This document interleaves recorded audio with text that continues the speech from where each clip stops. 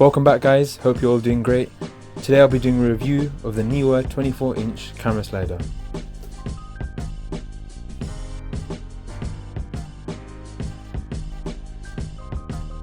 So I have had this product for quite a while now. I bought it just over a year ago in February 2019. I bought it for $27.99 on Amazon. Since then Neewer has made a newer one, and I will put the link for the old one and the new one both down below. I've used it quite a lot and I really like this product, so let's go through all the details now. So the slider is 24 inches long, which is about 60 centimeters if you convert it. It is made of aluminium alloy, which is really strong, and it can load up to 11 pounds, which is 5 kilograms if you convert it. As it can withstand a significant weight, it is good for DSLRs with larger lenses, but don't forget you can also use this with your phone, or point and shoot, or bridge cameras. The middle of the mount has a rubberized grip to stop slipping, and in the middle of that you have your standard DSLR screw, which will fit in most cameras and point and shoots as well. On the side we have a spirit level so you can make sure everything's aligned and leveled off. And on the side of the rubber grips we have two mounting holes here, so if you don't just have the camera and have a big rig, you can mount the whole thing on there as well. And talking about mounting holes, this thing has so many. There's some in the middle, some on the left, some on the right, and they're of different sizes, so you can either have the standard DSLR screws or bigger ones for mounting rigs. And on the side they have mounting holes which are clear of the track.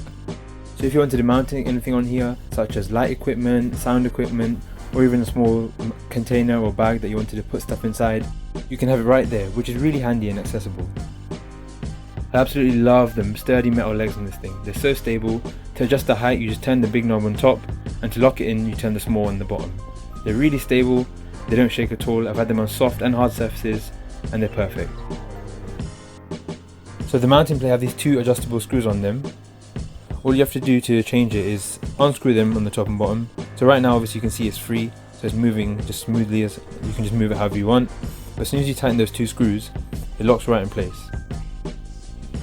So if you ask me about my opinion for this product, I do find it quite good. I do use it whenever I need any cinematic shots, and I just run out of ideas with just handheld stuff or just a standard rig. I'm like, why not just pull this out and get some cinematic shots? The build is aluminium alloy. It's not too heavy, so I can take it around with strapped onto the side of my camera suitcase, which I will do a review of soon. But it's not that heavy, and the build is great. I haven't got many scratches on it. To be honest, not that many scratches at all. The legs are quite sharp, so you might end up scratching something else with these instead. But yeah, smoothness wise, I do feel that it needs some sort of lubrication or some sort of different material under the slider, because sometimes I do find that it jerks slightly. Obviously when you just put a bit more weight on it, it will just slide smoother. When you've got something really lightweight, it's easy to have it jerk. A handy thing I do is I don't tighten or loosen the screws fully, I just tighten them halfway, so it gives a bit of resistance, which gives you smoother shots. What I'll do now is I'll show you some example shots and how you're meant to use the slider to take them.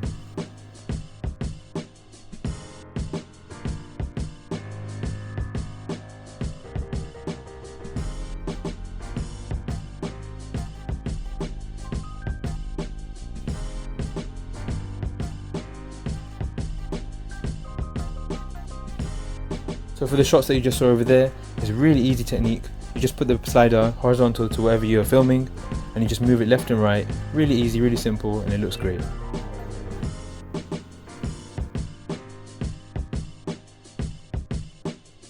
So for those shots, I like to call them the push and pull shots. All you have to do is put the slider at 90 degrees to the flip plane that you're filming, and all you have to do is, if you're on the pull shot, you just pull the camera backwards, and if you're on the push shot, you just push it forwards. The thing I like to do is set the end destination and lock in the focus there, so you know that that's your end target, and then move away from that point and slightly push or pull until you reach the in focus plane. This way you'll always do it perfectly. And for this last shot, oh, it's my favourite. It's really easy. All you have to do is the same thing you did for the vertical one, you same locking focus beforehand and then moving away from it.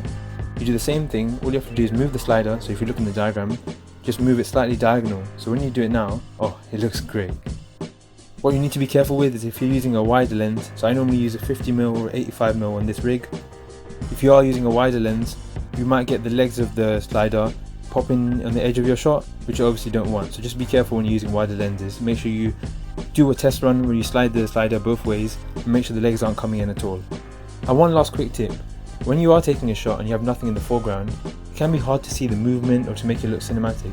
So So always try and find something you can put in front. It could either be sliding out from a door ledge, what I've done in this shot over here, or if you have any other thing else you can put in the front, like grass or plants or anything, it just makes it look more cinematic. So try and do that when you're taking shots. So that's it for this video. I hope you guys did enjoy this review. If anyone has tried the newer version, please leave a comment down below and contact me so I can compare and see how it is too. As I said before, I will leave the links for this one and the newer one down below. Please don't forget to like this video, drop the comments as you guys always do, which I love, and please subscribe, turn on post notifications, and I'll see you guys in the next video. Bye.